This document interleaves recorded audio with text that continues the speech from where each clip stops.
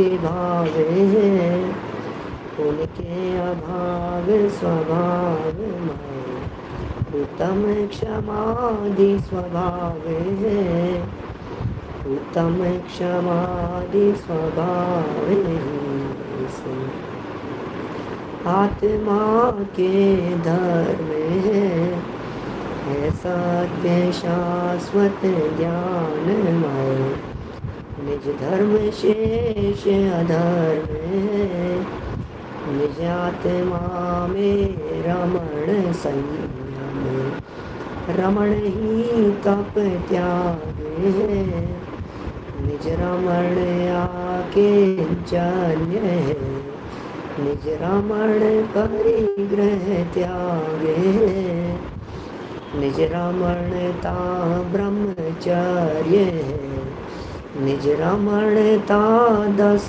धर्म है, निज जानना पहचानना जमना धर्म का मर्म है,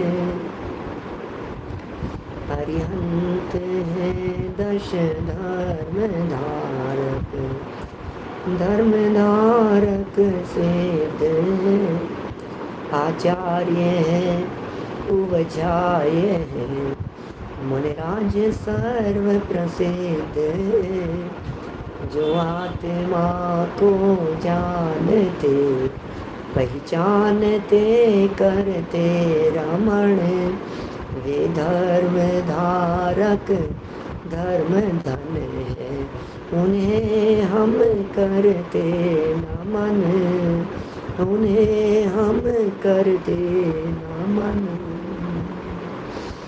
उत्तम क्षमा आदि 10 लक्षण धर्मों की चर्चा हम लोग कर रहे हैं। कौन हैं इन 10 धर्मों के धारक? अरिहंत हैं 10 धर्म धारक, धर्म धारक सिद्ध हैं, आचार्य हैं, उपाध्याय हैं, साधु हैं, वे हैं 10 धर्मों के धारक। सच में तो ये 10 लक्षण धर्म हमारे मुनिराजों के जीवन में होते हैं। हमारे भावलिंगी संत, हमारे मुनिराज, वे ही इन 10 धर्मों की आराधना करने वाले होते हैं। इन 10 लक्षण धर्मों की आराधना करते हुए आज हम तप तक आ गए हैं। तप, तपस्या, तप माने है तपस्या। शब्द जुड़ा है साथ में उत्तम। यदि उत्तम साथ में नहीं हो तो तपस्या की कोई वक़्त नहीं है। मानी ऐसी तपस्या किसी काम की नहीं है जो तपस्या उत्तम नहीं हो। दुनिया में कौन सा ऐसा धर्म दर्शन है जहाँ तपस्या की बातें नहीं कही गई होगी? सब तपस्या की बात करते हैं। हिंदू लोग भी करते हैं, मुसलमान लोग भी करते हैं, रोजे रखते हैं मुसलमान लोग, 40-40 दिन के चिल्ले रखते हैं, ऐसा तप करते हैं कि दिन भर कुछ नहीं खाते हैं। नहीं खाते हैं का अर्थ जानते हैं आप? मुसलमान लोग जब रोजे रखते हैं तो मुंह में थूक भी नहीं निगलते दिन भर, इतना कठोर आचरण आचरते हैं। लेकिन भाई न यहाँ हिंदुओं के तप की बात है, न मुसलमानों के तप की बात है, न ईसाइयों की यहाँ पर चर्चा है, न दूसरे धर्म संप्रदायों की बात है। यहाँ तो सम्यक दर्शन और सम्यक ज्ञान के साथ में होने वाले तपश्चरण की चर्चा है। सम्यक दर्शन सम्यक ज्ञान की सत्ता का सूचक है उत्तम, और तप माने है तपस्या। वैसे तप शब्द सुनते ही हमारे दिमाग में कोई एक पिक्चर बनने लगती है, ओ तपस्या, तपस्या माने कोई कठोर आचरण होगा। तपस्या सुनते ही ऐसा लगता है जैसे एक पैर पर खड़ा होगा कोई आदमी, हाथ ऊंचे किए हुए होंगे, माथे पे पत्थर होगा, कोई ऐसा बहुत बहुत मतलब एक हार्ड वर्क जैसा लगता है अपने। अरे भैया ये बहुत तपस्वी हैं, तपस्वी है माने बहुत हार्ड वर्क करते हैं, बहुत कठोर आचरण है इनका, ऐसी ऐसी फीलिंग आती है तपस्या शब्द सुनते ही। अरे बहुत तपस्वी हैं, बहुत तपस्वी हैं, माने उपवास करते होंगे, व्रत करते होंगे, व्रती होंगे, नियम संयम इनके होंगे, बहुत कठोर आचरण होगा, वो तपस्वी दिखते हैं। लेकिन भाई तपस्या में कष्ट नहीं है, तपस्या में आनंद है। वो तप नहीं है जिस तपस्या में कष्ट हो, वही तप है जिसमें आनंद हो। तप चाहे सुर राय, कर्म शिखर को वज्र है। कर्म रूपी पर्वतों को भेद देने के लिए जो वज्र के समान है, उसका नाम है तप। तप सा निर्जराच्य, उमा स्वामी आचार्य ने कहा है, तप सा निर्जराच्य, तप के माध्यम से निर्जरा होती है। लेकिन तप किसे कहते हैं गौरांग भाई, तप किसे कहते हैं? तो जवाब लिखा, इच्छा निरोधस तप है। कहाँ आई है ये चर्चा इच्छा निरोधस तप है की? तत्वार सूत्र में नहीं, लेकिन तत्वार सूत्र में नहीं आई है। यह चर्चा धवला में आई है। इच्छा निरोधस तप है, यह धवला ग्रंथ का वाक्य है, धवला ग्रंथ की सूक्ति है। इच्छा निरोधस तप है। अपने को ऐसा लगता है इस तरह के सूत्र तो तत्वार सूत्र में मिलते हैं ना, तो कुछ भी नहीं, तत्वार सूत्र लगा दो तत्वार सूत्र ही होगा, ऐसा नहीं है। अभी जो तपसा निर्जराच्य है, ये तपसा निर्जराच्य, ये चर्चा मिलती है तत्वार सूत्र में। तप से निर्जरा होती है, लेकिन तप किसे कहते हैं वो तप की चर्चा आई है, इच्छा को रोकने वाले तप की चर्चा आई है धवला ग्रंथ में, वीरसेन स्वामी ने लिखी है। अब जरा दुनिया में तपस्या करने वालों से जाकर के पूछो कि जो तपस्या कर रहे हैं कि भैया आप जो तपस्या कर रहे हो इसमें इच्छाएं कितनी रुकी है, इच्छाएं रुकी कि नहीं रुकी?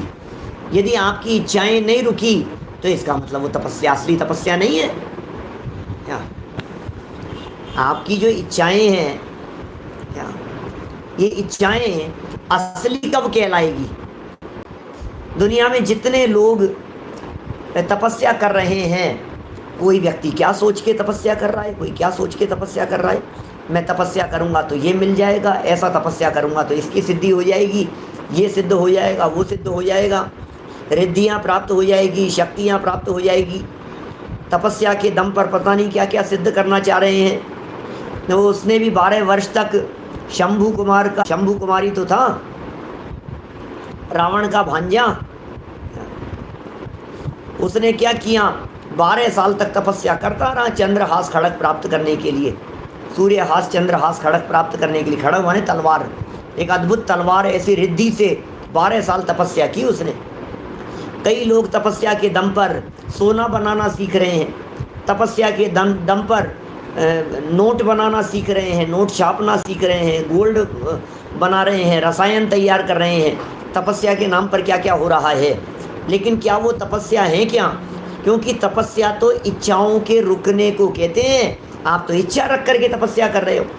और यदि अपने जैन धर्मावलंबियों की यदि हम बात करें, जो हमारे सामने सब लोग सुन रहे हैं, यदि मैं उन सब की बात करूं आपके बीच में, तो मैं बिल्कुल यह बात कह सकता हूं कि हमारे यहाँ तो तपस्या माने उपवास इसलिए किए जाते हैं कि 10 दिन पूरे हो जाने के बाद में जुलूस निकलेगा। हमें बग्गी में बिठा करके ले जाएंगे, मंदिर ले जाएंगे, माला पहनाएंगे, नए कपड़े आएंगे, बच्चे लोगों को देखो आप उत्साह, वहाँ सम्मान होगा हमारा भरी सभा में। क्षमावाणी के दिन सब लोगों को इकट्ठा करेंगे तो उस दिन हमारा वहाँ सम्मान होगा, प्रशस्ति होगी, हमारा भी नाम बोला जाएगा। अब ये कुछ ना कुछ आपके दिलो दिमाग में ऐसी बातें बैठी हुई हैं जिनके दम पर आप ये उपवास आदि कर रहे हो, व्रत आदि कर रहे हो। आपने तो तप की परिभाषा कोई धूल धूमिल कर दिया। परिभाषा ही ये लिखी है, इच्छाओं के रुकने का नाम तप है।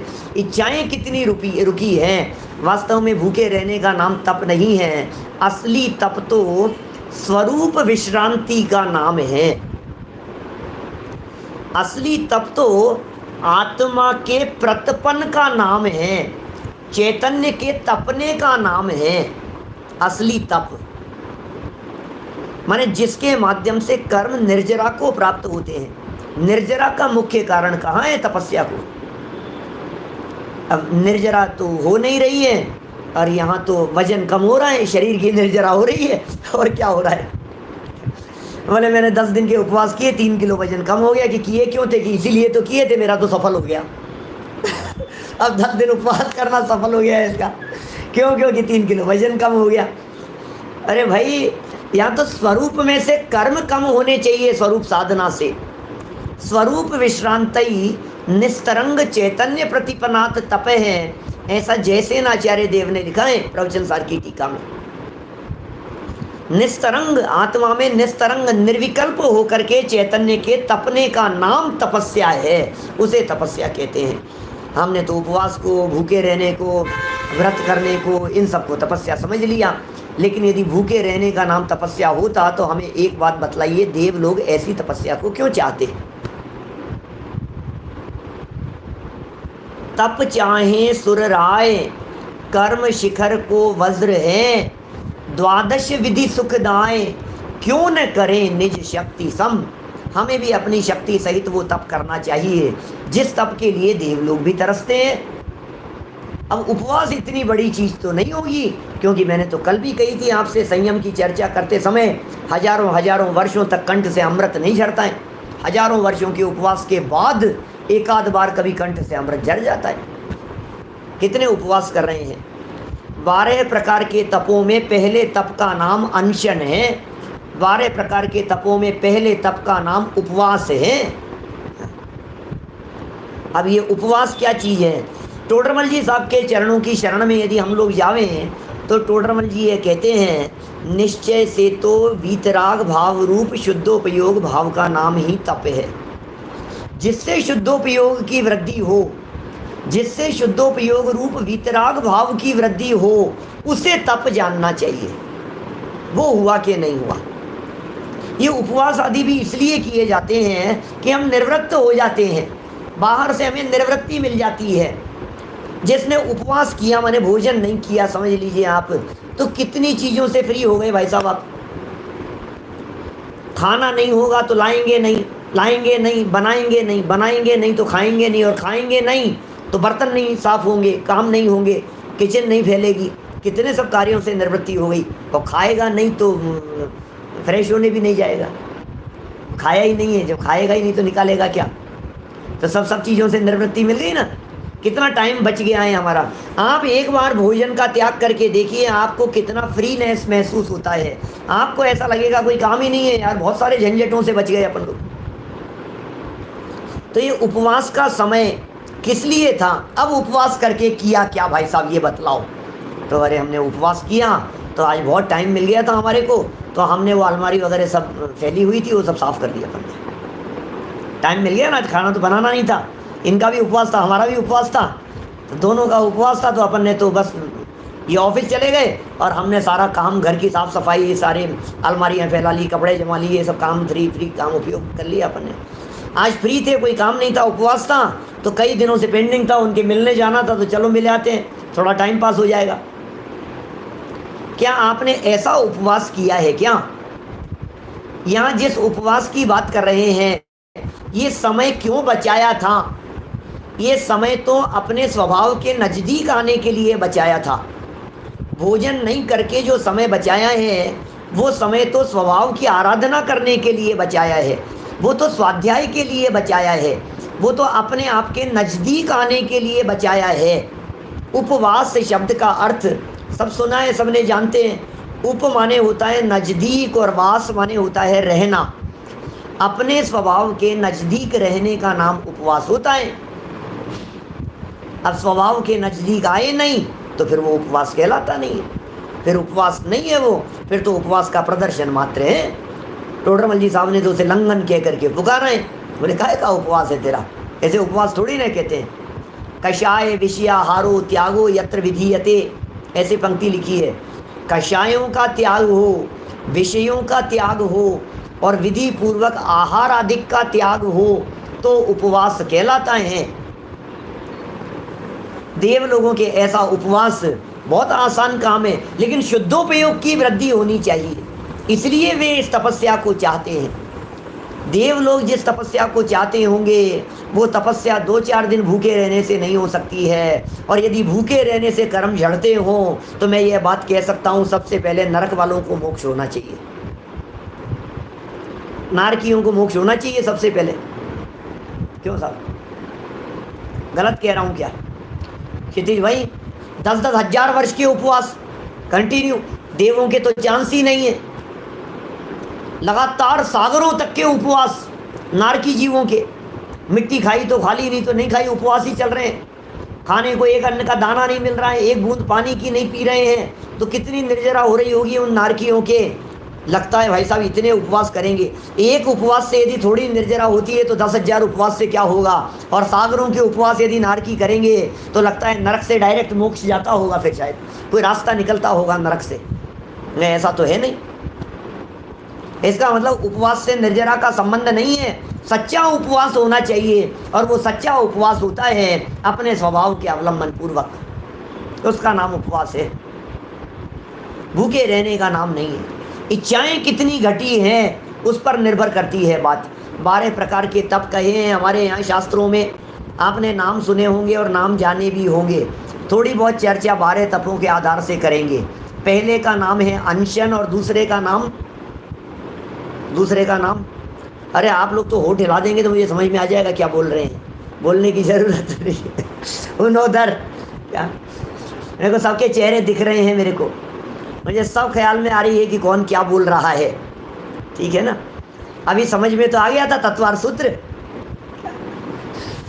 तो आंखें भी पढ़ लेती है, अकेले कान ही नहीं पढ़ते, कान ही नहीं सुनते, आंखें भी सुनती है ना। तो चलिए, बात क्या कह रहा हूँ यहाँ पर मैं, अनशन के बाद दूसरा नंबर किसका है, उनोदर का। उनोदर के बाद वृत्ति परिसंख्यान, रस परित्याग, विविक्त शय्यासन, काय क्लेश, फिर प्रायश्चित, विनय, वैयावृत्य, स्वाध्याय, व्युत्सर्ग, ध्यान। इन 12 प्रकार के तपों में हर तप एक दूसरे से ऊपर बढ़ता गया है, हर तप में शुद्धोपयोग की वृद्धि होती गई है, हर तप में वीतराग भाव की वृद्धि होती गई है। यदि वीतराग भाव की वृद्धि हो रही है तो वो तपस्या सार्थक है। अब वो हो रही है या नहीं हो रही है, एक से एक बड़े तप हैं भाई साहब। अनशन की तुलना में उनोदर बड़ा तप है, उसकी तुलना में और ऊपर वाला वृत्ति परिसंख्यान, रस परित्याग और बड़ा तप है। अनशन में क्या होता है, भूखे रहा जाता है, उपवास किया जाता है। पवैया जी ने बहुत सारे उपवास बतलाए 10 लक्षण धर्म विधान में, यदि आप लोगों ने देखे हों तो। आज सुबह हमने विधान किया था, तो उसमें बहुत सारे तपों की चर्चा थी, कई तरह के उपवासों की चर्चा थी। ये सिंह निष्क्रीडित है, ये ऐसा है, बहुत तरह के तप बतलाए हैं। इतने उपवास, इतने उपवास, इतने उपवास, 100 दिन उपवास करो, इतने दिन पारणा करो, इतने दिन उपवास करो, इतने दिन पारणा करो। हरिवंश पुराण आदि ग्रंथों के अंदर ऐसे उपवासों की बहुत चर्चा आई है, लेकिन ये सारी चर्चा स्वरूप के नज़दीक रहने के लिए है। मुझे ये कहना है, उपवास से ज़्यादा बड़ा तप है एक समय भोजन करना, जिसे उनोदर कह करके पुकारा गया है। क्या कह रहे हैं, भूखे रहने से ज़्यादा बड़ा तप एक टाइम खाना है। हेलो, ये एक टाइम खा रहा है, मैं उपवास, अरे ये तो एक टाइम खा रहा है ना, मैंने तो उपवास किया है। लेकिन नहीं भाई, जिनवाणी ये कह रही है वो बड़ा तप है उनोदर, क्योंकि उसका नाम उनोदर है। उनोदर शब्द का अर्थ क्या होता है, उनोदर माने भूख से कम खाना, भूख से कम खाना, वो ज़्यादा बड़ा तप है, क्योंकि इच्छा निरोधक तप है, इस परिभाषा के ऊपर घटित होता है। सीधी सी बात है, इच्छाएं रुकेगी इसलिए वो तप ज़्यादा बड़ा तप है, इच्छाएं उसमें ज़्यादा रुकी है। उपवास वाले ने तो भोजन के समीप ही नहीं आया, उपवास वाला तो भोजन के नज़दीक ही नहीं आया, उपवास वाले को तो विकल्प ही नहीं आया, काम में ही अटका रहा, वो तो अपने उपयोग को दूसरी तरफ लगा दिया, भोजन के बारे में ध्यान ही नहीं आया उसको, ख़त्म हो गई बात। अब ये जो उनोदर वाला व्यक्ति है, ये उनोदर वाले व्यक्ति की स्थिति ऐसी है कि ये भोजन करने के लिए तो बैठा, लेकिन भोजन करने के लिए बैठने पर भी भूख से कम खाया, तब तो उनोदर है। ऊन उदर, उनोदर, ऊन माने कम और उदर माने पेट, तो पेट से कम, भूख से कम खाए तो तब बड़ा तप कहलाएगा। जबकि पोजीशन क्या है, आप लोग कभी एक आसन करते हैं क्या, मुझे नहीं मालूम अमेरिका का क्या सिस्टम है, कभी कभी एक टाइम भोजन करते हैं क्या, कभी व्रत करते हैं क्या, कभी उपवास करते हैं क्या, कभी करते हैं इस तरह का, कभी तो किया करें।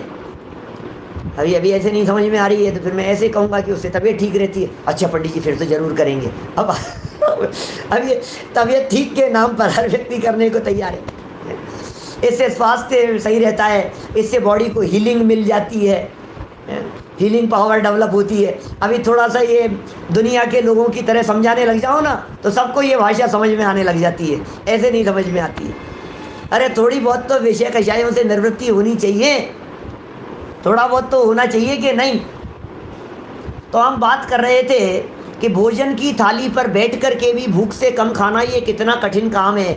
अनेक बार ऐसा जब आपने एकासन किया होगा तो आप रोज़ाना यदि 2 रोटी खाते हैं, 3 खाते हैं, तो जिस दिन एकासन होगा उस दिन 3 से 4 नहीं होगी तो 3.5 तो हो ही जाएगी।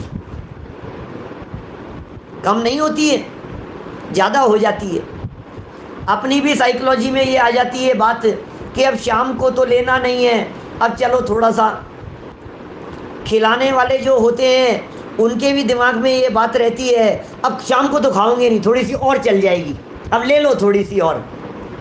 तो दिमाग में ये बात रहती है, थोड़ा सा ज़्यादा खाने में आ जाता है।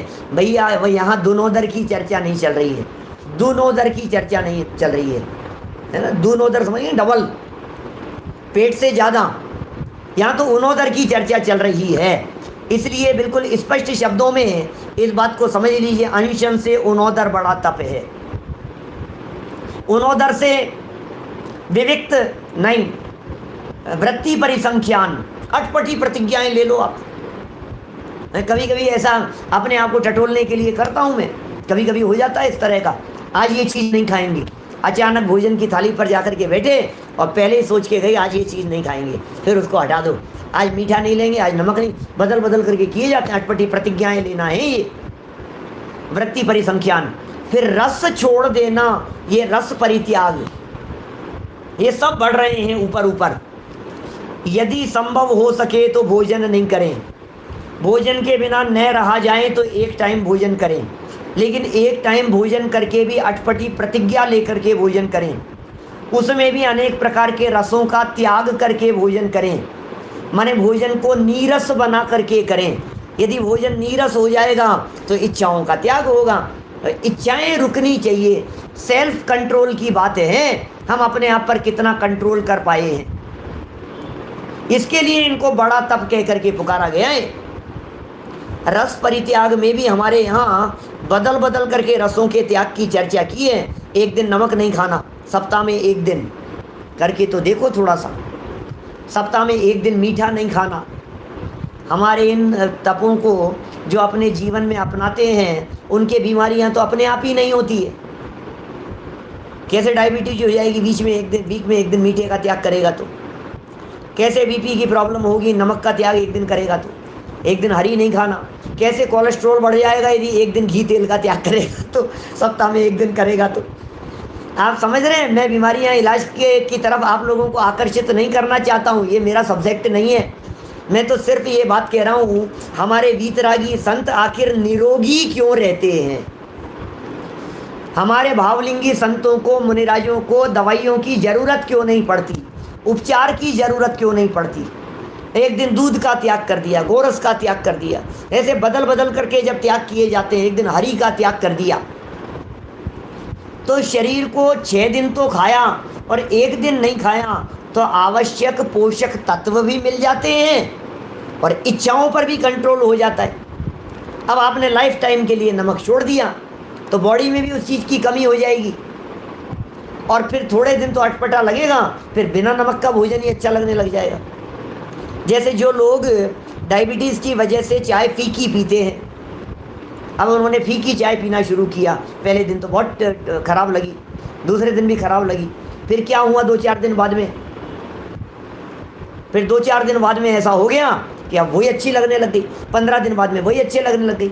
हिमांशु भाई अपने को तो अरे और अब तो बड़ी बड़ी अच्छी लग रही है ये, अब तो फीकी, अरे फीकी में मज़ा आता है। अब ये जो फीकी में मज़ा आने लग गया है इसका मतलब वो रस परित्याग नहीं हुआ, यहाँ तो इच्छाएं रोकनी थी, अपने आप पर कंट्रोल करना था, विषयों पर कंट्रोल करना था, वो कंट्रोल नहीं हुआ। इसलिए बदल बदल करके खाने की बात हमारे यहाँ जिनवाणी में कही गई है। जीवन भर मीठे का त्याग कर दिया तो आपकी शुगर की कमी हो जाएगी बॉडी में। 6 रस कहे हैं हमारे यहाँ और 6 दिन में बदल बदल करके उनके त्याग की बात कही गई है। इसी तरह से विविक्त शय्यासन, एक करवट से सोना, काय क्लेश, शरीर के कष्टों की परवाह नहीं करना, ये 6 बहिरंग तप कहे गए हैं। अरे सुनो भैया, अनशन पहला तप और ध्यान अंतिम तप। अनशन सैकड़ों वर्षों तक करे तो निर्वाण की गारंटी नहीं, और सच्चा ध्यान यदि अंतर मुहूर्त करे तो केवल ज्ञान की गारंटी है अंतर मुहूर्त में। एक ऐसी बात कही है, अंतर मुहूर्त में केवल ज्ञान की प्राप्ति हो जाए। हाँ, ऐसा ही स्वरूप है, अंतर मुहूर्त में केवल ज्ञान। ये कैसे हो गया है? यही तो तपस्या है, यही तो असली तप है। अभी अंतरंग तप तो और ज़्यादा उत्कृष्ट हैं बहिरंग तपों की तुलना में, लेकिन उन्हें अंतरंग इसलिए कहा गया है कि उन तपों को आचरते हुए ये जीव तपस्वी जैसा नहीं दिखाई देता है। ये है असली मुद्दा, इसलिए उन्हें अंतरंग कहा है। प्रायश्चित, अंतरंग तपों में पहले का नाम प्रायश्चित है। अब दुनिया में कौन कौन व्यक्ति ऐसे हैं जो प्रायश्चित नाम के तप को तपते हैं? बताओ, जिन्हें प्रायश्चित तप लगता है, जो प्रायश्चित कर रहे हैं, जो प्रायश्चित की भावना भा रहे हैं। कौन है ऐसे प्रायश्चित की भावना भाने वाले? और प्रायश्चित भी लेते हैं ना, पता है क्या लेते हैं? बताऊं मैं तो, हमारे सामने हिंदुस्तान वाले भी तो बहुत सारे लोग हैं ना, इनको देख करके मुझे सब यहाँ की दशाएं दिखती है, यहाँ की परिस्थितियाँ दिखती है। एक दिन उपवास टूट गया, एक दिन कुछ व्रत भंग हो गया, एक दिन नियम पूरा नहीं हो सका, तो क्या करते हैं भाई साहब? ये करते हैं मंदिर में जाकर के माला फेर लेना, और क्या करेगा? 2 माला फेरे और जाकर के ये कर लें, प्रायश्चित ले लिया हमने तो। एक माला ज़्यादा फेर लेंगे और क्या करेंगे? एक पूजन ज़्यादा कर लेंगे प्रायश्चित के रूप में, तो क्या तो करें। इसे ही प्रायश्चित समझता है, प्रायश्चित का स्वरूप ही नहीं समझ रहे हैं। नमोकार मंत्र की माला फेरने को प्रायश्चित समझ रहा है। धर्मचंद जी साहब सही कह रहे हैं, ये समाज के हाल है यहाँ के, पूरे देश में, गांव-गांव में, नगर-नगर में यही हो रहा है राकेश जी भाई साहब। लेकिन मैं बहुत स्पष्ट शब्दों में प्रायश्चित की विधि बतला रहा हूँ आपको। प्रायश्चित कैसे लेना, कभी प्रायश्चित का परिणाम आता है क्या? कभी गलती होती है क्या? कभी गलती फील होती है क्या कि मेरे से कोई गलती हुई है, मेरे से दोष लगाए हैं? दोषों की निवृत्ति के लिए प्रायश्चित होता है। कुंदकुंदाचार्य देव ने भी प्रायश्चित अधिकार लिखा है नियम सार में, उन्होंने भी प्रायश्चित की चर्चा की है। हमारे यहाँ जनागम में प्रतिक्रमण किस लिए किया जाता है, सामयिक किस लिए किया जाता है, ये प्रायश्चित के ही प्ररूप है एक प्रकार से। कैसे प्रायश्चित लेवें किसी गलती का? जैसी गलती हो वैसा प्रायश्चित लीजिए, ये विधान है। गलती देख करके प्रायश्चित का निर्णय लिया जाता है। जिसके प्रति गलती की है उससे प्रायश्चित की बात कीजिए। जिसके प्रति दोष हुआ है, झगड़ा तो माता पिता के साथ में हो गया, झगड़ा तो हस्बैंड का वाइफ का हस्बैंड के साथ में हो गया, अब भगवान के सामने मंदिर में जाकर के माफ़ी मांगा है कि मेरी तो आज गलती हो गई यार, कोई बात नहीं, हे भगवान माफ़ करना। भगवान क्या माफ़ करेंगे? गलती जिससे की थी माफ़ी तो उससे मांगनी थी ना। जिसके प्रति गलती हो माफ़ी तो उसके प्रति होनी चाहिए। हमारे आचार्यों ने इस तरह के प्रयोग किए हैं। मैं जब प्रायश्चित का प्रकरण चलता है तो मैं उन मुनिराज को याद करता हूँ जिन मुनिराज ने अपने आहारचर्या में लगे हुए दोष को अपने आचार्य से छिपा लिया। गलती हो गई, छिपा लिया उन्होंने, बताया ही नहीं। लेकिन आपको मालूम है हमारे आचार्यों का वर्चस्व इस तरह का होता है कि संघ के कोई भी मुनिराज छिपाते नहीं हैं, छिपा नहीं सकते हैं। क्या छिपाएंगे, किससे छिपाएंगे? इतनी हिम्मत नहीं होती है उनकी। 1 दिन हो गया, 2 दिन हो गया, लेकिन 2-5 दिन के अंदर अंदर वो बात मुनिराज ने कहा महाराज आचार्य श्री से जाकर के निवेदन किया, मैं उस दिन आहारचर्या के लिए वहाँ गया था, मेरे से ऐसी ऐसी भूल हो गई थी और मैंने तो आपको बतलाया नहीं, सॉरी, प्लीज़ मुझे प्रायश्चित दे दीजिए, आगे से मैं गलती नहीं करूँ, प्रायश्चित प्रदान कीजिए। पता है क्या दिया आचार्य ने? आचार्य देव ने उसको कहा कि यार इसका जो प्रायश्चित है ना भैया, इसका प्रायश्चित मैं नहीं दे पाऊँगा, इसके प्रायश्चित के लिए आपको उस संघ के आचार्य के पास में जाना पड़ेगा, वो आपको प्रायश्चित देंगे। ये मुनिराज उनके पास में चले गए और वहाँ जाकर के इन्होंने पूरी बात कही उस संघ में कि भाई मेरे को उन्होंने भेजा है, आप मेरे को प्रायश्चित द्वारा शुद्ध कर दीजिए। तो वहाँ के जो आचार्य थे उन्होंने कहा कि भाई इसका प्रायश्चित तो मैं नहीं दूंगा, आप किसी दूसरे संघ के आचार्य के पास में जाइए। वहाँ दूसरे संघ के पास में भेज दिया। वहाँ जाकर के उन्होंने पूरी बात कही कि भाई मैं इनका शिष्य हूँ, इनका शिष्य हूँ। इन्होंने वहाँ भेजा था, वहाँ से यहाँ आया हूँ, पूरी बात बतलाई। उन्होंने कहा इसका प्रायश्चित तो मैं नहीं दूंगा, इसका प्रायश्चित तो दूसरे संघ के आचार्य देंगे। वहाँ भेज दिया। 5-7 जगह वे घूमे और अंत में आचार्य जो थे उनको सारी बात बतलाई कि यहाँ से आया हूँ मैं। तो बोले सुनो, इसका प्रायश्चित तो तुम्हारे ही संघ के आचार्य देंगे, तुम उनके पास चले जाओ। वापस लौट करके आ गए कि महाराज अब कोई बात नहीं, आप मेरे को प्रायश्चित तो दे दीजिए, लेकिन बस इतना ही कहना है कि जब आपको ही प्रायश्चित देना था तो मुझे इतना घुमाया क्यों? तो आचार्य श्री ने जवाब दिया, हो गया तुम्हारा प्रायश्चित, कि बताया ही नहीं कुछ भी कि तुम्हारी यही तो गलती थी क्या, कि तुम नहीं बताना चाहते थे। अपनी जिस भूल को छिपाना चाहते थे, उसी भूल और उसी गलती को तुमने 7 संघों में घूमकर अलग अलग आचार्यों के सामने अपने ही मुख से अपनी गलती को बताया। यही उसका प्रायश्चित है। जैसी भूल होती है वैसा प्रायश्चित किया जाता है। उपवास के दरमियान यदि कुछ खाने में आ गया है तो माला फेरना उसका प्रायश्चित नहीं है, अपितु उपवास दोबारा करना ये उसका प्रायश्चित है। आपके यदि आलू का त्याग है और आलू खाने में आ गया है तो इसका प्रायश्चित क्या है कि आपने 6 महीने का त्याग किया था, आप 2 साल तक नहीं खाएंगे, ये उसका प्रायश्चित है। आज अष्टमी का दिन है, आज चतुर्दशी का दिन है, यदि मेरे हरि का त्याग है और गलती से खाने में आ गई है, भाई प्रियंक जी गलती से हरी खाने में आ गई है आज, अब मेरा त्याग था तो आगे 3 दिन तक हरी सब्जी नहीं खाऊंगा, ये उसका प्रायश्चित है। पॉइंट समझ गए होंगे आप मैं क्या कहना चाह रहा हूँ। गलती जहाँ होगी सुधार भी वहीं होगा, जहाँ भूल होगी वहीं सुधार किया जाएगा।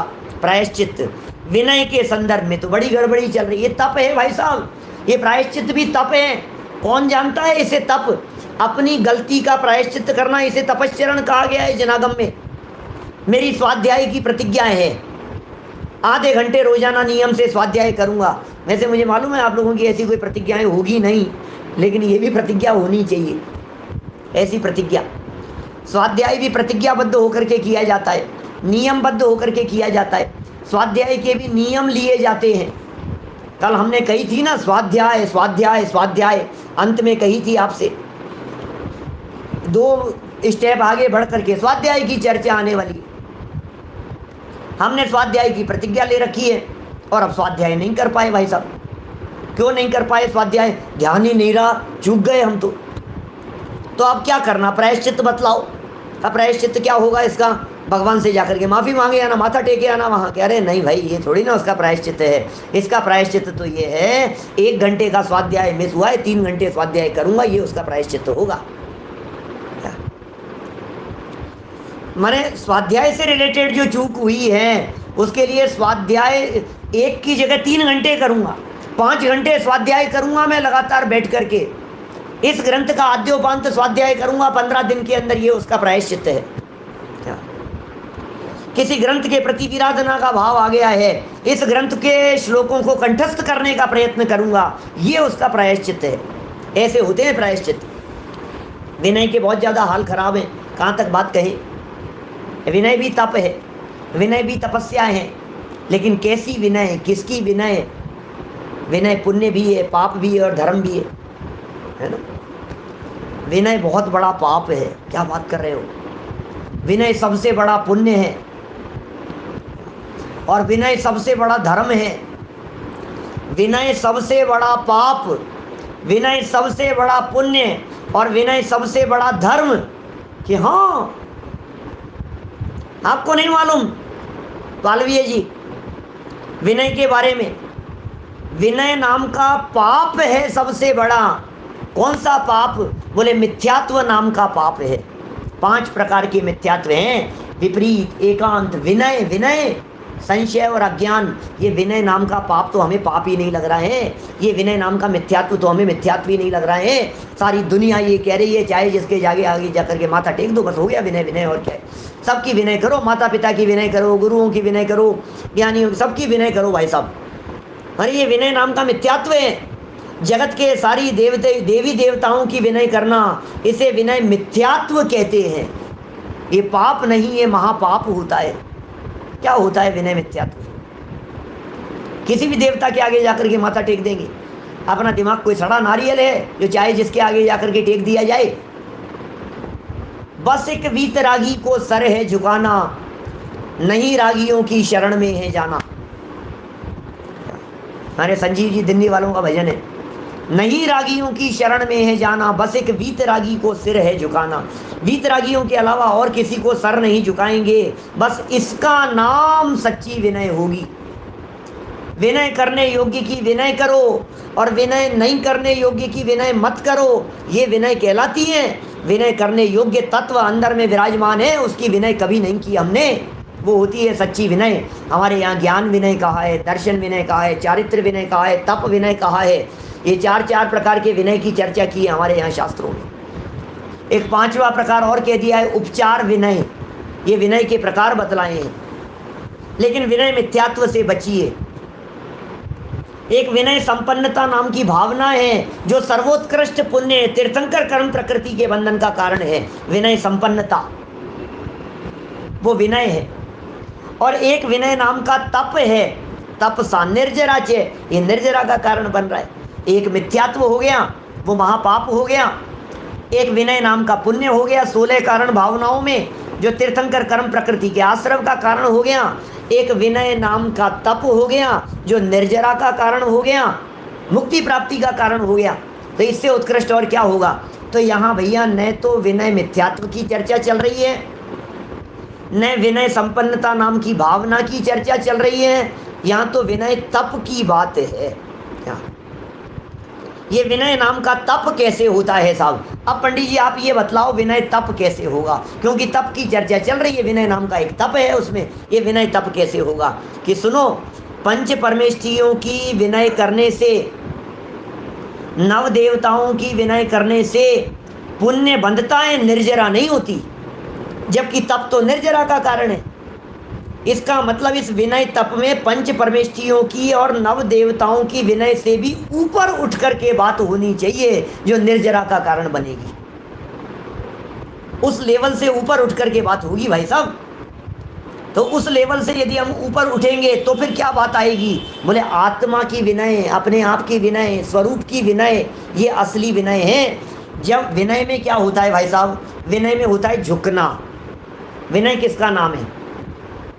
विनय किसे कहते हैं? झुकने को। विनय करो भाई साहब, विनय करो, इसका मतलब झुको।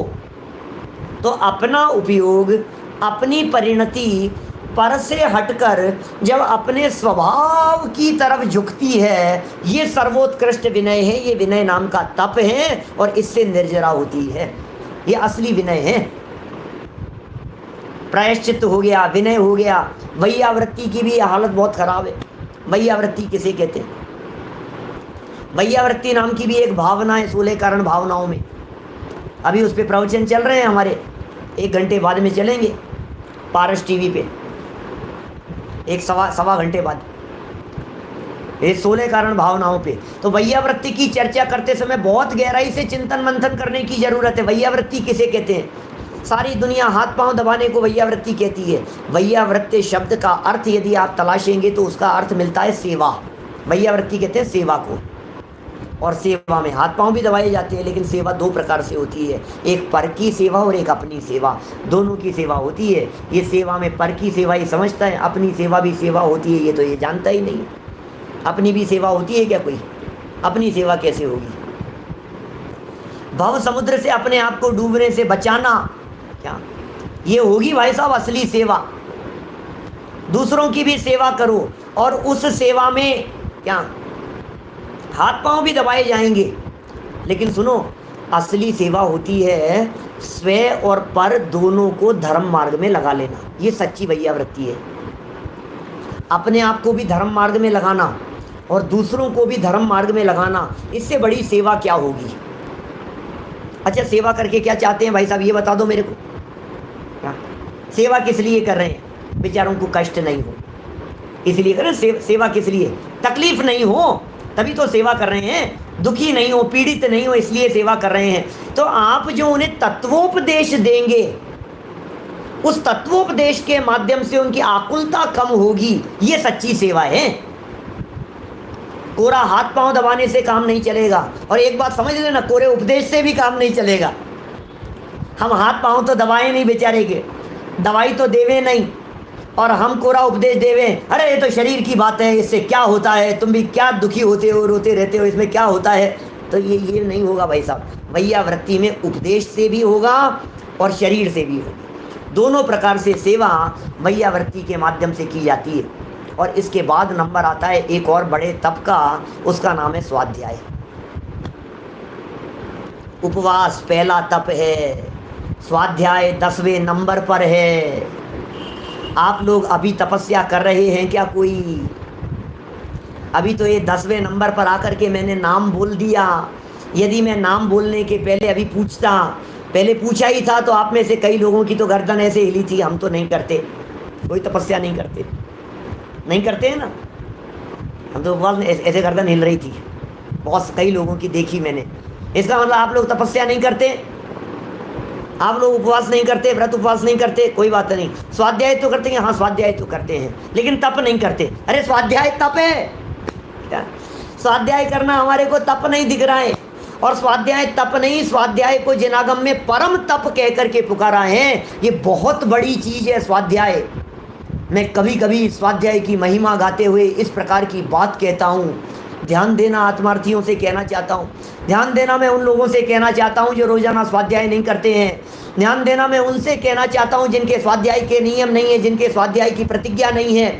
मैं उनसे कहना चाह रहा हूँ, अरे आप हजारों वर्षों तक तपश्चरण करें, लेकिन सम्यक ज्ञान के बिना कर्मों की निर्जरा नहीं होती है। मैं नहीं कह रहा हूँ, दौलत राम जी की शेड़ाला की लाइनें। कोटि जन्म तप तपे, ज्ञान बिन कर्म झरे जे। ज्ञानी के क्षण माही त्रिगुप्ति ते सहज डरे थे। ज्ञानी के क्षण में उतनी निर्जरा हो जाती है जितना करोड़ों जन्मों तक तपश्चरण करने वाले के नहीं होती। करोड़ों जन्मों तक, अरे सोचो तो सही, करोड़ों जन्मों तक तपश्चरण करने वाले के नहीं होती, इतनी निर्जरा होती है भाई साहब। किसके? ज्ञानी जीव के क्षण मात्र में होती है, भेद विज्ञानी के होती है। ये स्वाध्याय तप है, लेकिन स्वाध्याय किसका नाम ये समझने की जरूरत है। जैसे जो पुस्तक हाथ में उठा करके बैठ जाने का नाम स्वाध्याय नहीं होता है। स्वाध्याय को भी समझना पड़ेगा हमारे को, हम समझते ही नहीं है स्वाध्याय को। किताब लेकर के बैठ गए और हमने समझ लिया कि हो गया स्वाध्याय। आज कोई किताब पढ़ ली और आज कोई किताब पढ़ ली, और आजकल के तो हाल ही बड़े बेहाल हैं। मैं क्या बतलाऊं अतुल भाई, आजकल के तो हाल इतने बड़े बेहाल हैं। एक सज्जन मिले, मैं काफ़ी कहा करता था उनको कि यार स्वाध्याय में आया करो, स्वाध्याय किया करो, कभी नहीं करते थे। और थोड़े समय पहले मिले और मैंने कहा यार स्वाध्याय, अरे पंडित जी आजकल तो खूब स्वाध्याय हो रहा है। मैंने कहा क्या कर रहे हो, कौन से ग्रंथ का कर रहे हो? ये व्हाट्सएप पे आ जाते हैं बहुत सारे मैसेज, पढ़ लेता हूँ। ये व्हाट्सएप पर स्वाध्याय हो रहा है आजकल, क्या खूब स्वाध्याय हो रहा है। फेसबुक पर हो रहा है, व्हाट्सएप पर हो रहा है। किसी का भी कहीं से कोई भी मैसेज आया और 4 लाइनें कहीं की भी पढ़ ली और अपन ने समझ लिया कि स्वाध्याय हो गया। इसका नाम स्वाध्याय नहीं है। ग्रंथ का आद्योपांत स्वाध्याय की प्रतिज्ञा होनी चाहिए। हमने इस ग्रंथ को शुरू किया है तो हम इस ग्रंथ को पूरा किए बिना रुकेंगे नहीं। ऐसे होता है स्वाध्याय। ग्रंथ के पहले पेज से लेकर आचार्य देव की पहली गाथा से लेकर अंतिम गाथा तक पढ़ेंगे, इसका नाम स्वाध्याय है। ये नियमित होता है, इसमें निरंतरता होती है। अकेला पढ़ना तो स्वाध्याय है ही। प्रचना, अनुप्रेक्षा, आमनाय, धर्मोपदेश, हम भी स्वाध्याय कर रहे हैं अभी बैठ करके कि पंडित जी इसमें सुनना भी आएगा क्या? क्या हम जो बैठ करके प्रवचन सुन रहे हैं, क्या ये भी स्वाध्याय की श्रेणी में आएगा क्या? 5 प्रकार के स्वाध्यायों में तो सुनने का नाम नहीं लिखा है। वांचना तो लिखा है, सुनना तो नहीं लिखा है। अब क्या करें? अभी तो बड़े धर्म संकट में डाल दिया आपने। प्रश्न पूछ रहे हैं सामने से, क्या करें? जवाब देवें? तो मैं जवाब देता हूं भाई साहब, सुनना भी आपके स्वाध्याय के लिए बेस तैयार करेगा। कैसे बेस तैयार करेगा कि क्योंकि वाचना में पढ़ना है। पहले पांचों का स्वरूप समझ लो, फिर इससे रिलेट करता हूँ इस बात को। वाचना माने पढ़ना, ग्रंथ को पढ़ा, और पढ़ने के बाद में सेकंड स्टेप है पूछना। अभी बिना पढ़े पूछेंगे तो क्या उटपटांग पूछेंगे बातें। हमने ऐसा सुना है पार्श्वनाथ भगवान जो है ना, उन्होंने ऐसा किया था, उन्होंने ये किया था। नेमिनाथ भगवान के साथ में ऐसा हुआ था क्या? नेमिनाथ भगवान ने उसको शैया से उतार दिया था, नेमिनाथ भगवान ने उनका वो कर दिया था, इसका ये हो गया था। अब उटपटांग बातें पूछेगा। स्वाध्याय किए बिना ऐसी बातें बोलते हैं हिमांशु भाई, आपको क्या बताऊं। ऋषभदेव भगवान है ना, ऋषभदेव भगवान का चिन्ह ये बैल इस वजह से है ना, क्योंकि ऋषभदेव भगवान ने वो उनको बैलों के आगे वो मूसिका बंध गया था, और वो इतने दिनों तक उनको इसलिए उनका चिन्ह बैल है। महावीर भगवान का चिन्ह शेर पता है क्यों है? क्योंकि महावीर भगवान को शेर की अवस्था में सम्यक दर्शन हुआ था। नेमिनाथ भगवान का चिन्ह शंख पता है क्यों है? क्योंकि नेमिनाथ भगवान ने वो नारायण श्री कृष्ण का शंख बजा दिया था उठा करके, इसलिए उनका चिन्ह शंख है। अब ये अब बोला सही है ना पंडित जी, ऐसा ही है ना। इस तरह की बातें करेंगे कि अपने आदिनाथ भगवान और शंकर भगवान सब एक ही है ना, वो भी कैलाश पर्वत पर, ये भी कैलाश पर्वत से मोक्ष गए हैं। अरे तुम पढ़ो तो सही, पहले बिना पढ़े पूछोगे तो ऐसी बातें पूछोगे उठपटांग, कहीं की टांग कहीं की पूंछ, कुछ भी चलेगा क्या। सुनिए भैया जरा क्या कह रहे हैं, पहले पढ़ो और पढ़ने के बाद अब कोई लाइन समझ में नहीं आए तो पूछो। पूछने का तरीका जानते हैं क्या होता है? मेरे पास में बहुत सारे मैसेज आते हैं व्हाट्सएप पर, सैकड़ों लोगों के मैसेज आते हैं, मैं पढ़ भी नहीं पाता हूँ, जवाब भी नहीं दे पाता हूँ। कभी किसी का पीछे दिख जाता है, कभी खुल जाता है तो दे भी देता हूँ। क्या निषेध नहीं है, नहीं देने की भावना नहीं है। भावना तो ऐसी है कि हर व्यक्ति का मैसेज का रिप्लाई करूँ मैं, लेकिन करूँ क्या। लेकिन मैं आपको ये बात कहना चाहता हूँ, आपके प्रश्न व्यवस्थित होने चाहिए। मैं प्रश्न करने की पद्धति बतलाना चाहता हूँ। हम ये ग्रंथ का स्वाध्याय कर रहे हैं। इस ग्रंथ का स्वाध्याय करते समय कई बार अतुल भाई वगैरह के मैसेज आते हैं मेरे पास में कि पंडित जी ये पढ़ रहे हैं, ये प्रकरण है, और इस प्रकरण के अंदर इस जगह पर ये लाइन में यहाँ क्या कहना चाहते हैं, और फिर उसमें आप बतलाइए कि हम इसका ये अर्थ समझ रहे हैं, यहाँ पर ये लिखा हुआ है, और हमें ये बात यहाँ ये समझ में नहीं आई है। ये पूछने का तरीका होता है।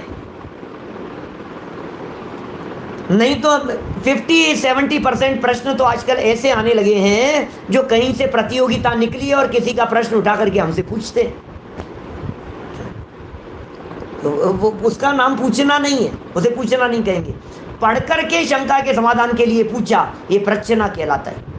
फिर पूछने के बाद में पूछ लिया, छुट्टी हो गई। अरे नहीं, जो जवाब दिया है उस जवाब को आगम से मिलाओ, उस जवाब के बारे में चिंतन करो। ये अनुप्रेक्षा नाम का स्वाध्याय है, इसे अनुप्रेक्षा कहते हैं। ये भी स्वाध्याय होता है। अब मैं यदि आपके सुनने को इस बात से जोड़ूं तो मैं ये कह सकता हूं, आप जो भी बातें सुन रहे हैं प्रवचन में, दिन भर में 2-4-5 प्रवचन सुनते हैं आप लोग। अभी 10 लक्षण पर्व के समय में 4 सुनते हैं, शायद 3 या 4 सुनते हैं। तो इन 4 प्रवचनों में जो कुछ भी सुना हो, शांति से एकांत में बैठ करके उसका चिंतन करना, ये भी स्वाध्याय है। अब सुनना स्वाध्याय में गर्भित हुआ कि नहीं हुआ? सुन करके यदि हम उसका घोलन करने लग गए, सुन करके यदि हम उसका चिंतन करने लग गए, हमारे दिमाग में वो बात गूंजने लग गई, ये स्वाध्याय चल रहा है। वाचना घर में बैठ करके हो सकता है, वाचना मंदिर में बैठ करके हो सकता है, प्रच्छना वहाँ से उठ करके भी हो सकता है। लेकिन जो अनुप्रेक्षा नाम का जो स्वाध्याय है, ये अनुप्रेक्षा नाम का स्वाध्याय गाड़ी चलाते चलाते भी हो सकता है। ये अनुप्रेक्षा नाम का स्वाध्याय भोजन करते करते भी हो सकता है। ये स्वाध्याय जीवन का अभिन्न अंग है। माने चिंतन चलना चाहिए, चिंतन चलना चाहिए, चिंतन चलना चाहिए। भाव ये भेद विज्ञानम जो 130 नंबर के कलश में बात कही है, अचिन्न धारा रूप से, अविच्छिन्न धारा रूप से ये चलनी चाहिए। चिंतन चल रहा है बराबर में, सो रहे हैं हम रात को, नींद नहीं आ रही है और चिंतन चल रहा है, बस इसी का नाम स्वाध्याय हो रहा है। बिस्तरों में पड़े हुए हैं, लेटे हुए हैं और वस्तु स्वरूप का विचार चल रहा है। प्रवचन में क्या बातें सुनी थी उसका चिंतन चल रहा है, इसका नाम स्वाध्याय है। ये तप है बहुत बड़ा। मैं कभी कभी साधर्मियों के बीच में ऐसी बात कह दिया करता हूँ, अभी जब आप प्रवचन सुन रहे हैं, आपका उपयोग तत्वज्ञान के साथ में जुड़ा हुआ है, आपको पता नहीं है आपके अंदर में बंधे हुए कर्मों की पोजीशन क्या हो रही है। कर्मों में भूचाल मचा हुआ है, इस समय भूकंप आ रहा है, ऐसे ऐसे तूफान जैसा आ रहा है, अंदर में टोर्नाडो जैसा आ रहा है, हरिकेन जैसा आ रहा है, ऐसे तूफान आ रहे हैं। ऐसा उदाहरण देता हूँ मैं, 3 साल से कोई आपके यहाँ घर में बिछी हुई जो कारपेट जो लगा हुआ था आपके 3 साल से 5 साल से, यद्यपि आप ऊपर से साफ़ करते थे, कभी कभी करते थे और कभी नहीं किया, और साल भर बाद में आपने उसे उठाकर जब उसे बाहर ले जा कर के उसे झाड़ते हैं, तो उसे झड़काने पर जिस तरह की धूल उड़ती है, ऐसी कर्मों की धूल अभी एट प्रेजेंट में ये स्वाध्याय सुनने वालों के आत्मा के साथ में बंधे हुए कर्मों की धूल उड़ रही है। ये स्वाध्याय नाम का तप है। साधारण मत समझना, ये शब्द कान में पड़ रहे हैं, यदि ये शब्द कान में जा रहे हैं, महाभाग्य का उदय है भाई साहब, महाभाग्य का उदय है। ये हर किसी के नसीब नहीं होता है। कौन सुनता है किसकी बात को, कौन सुने? यहाँ तो सुनाने की आदत है सबको, सुनता कौन है? मिल जाए तो पत्नी को सुना दे, हस्बैंड को सुना दे, वे बच्चों को सुनाने लग जाए हैं, अपने कलीग को सुनाने लग जाए, कोई नहीं मिले तो दोस्तों को फ़ोन करके उसको सुनाने लग जाए कुछ भी। हमारे को सुनाने की आदत है, सुनना कौन चाहता है? हम ये सुन रहे हैं जिनवाणी की बातें और कान में पड़ रही हैं, ये कोई अपूर्व बातें हैं। और फिर ये जो चिंतन चला, अब ये चौथे नंबर पर स्वाध्याय की बात कह रहे हैं। वाचना, प्रचना, अनुप्रेक्षा, आमनाय। अनुप्रेक्षा में चिंतन हो गया। अब आमनाय कहते हैं बार बार में पाठ करना, ये आमनाय है। आप यदि तत्वार सूत्र का पाठ करते हैं हर अष्टमी चतुर्दशी के दिन, ये आमनाय नाम का स्वाध्याय है। कुछ नहीं करना, सिर्फ हर अष्टमी चतुर्दशी को, अतुल भाई ऑप्शन देता हूँ आप लोगों को स्वाध्याय ग्रुप के लिए, अष्टमी चतुर्दशी को सब मिलकर के समय निकाल करके आधे घंटे के लिए सिर्फ पाठ का कार्यक्रम रखना।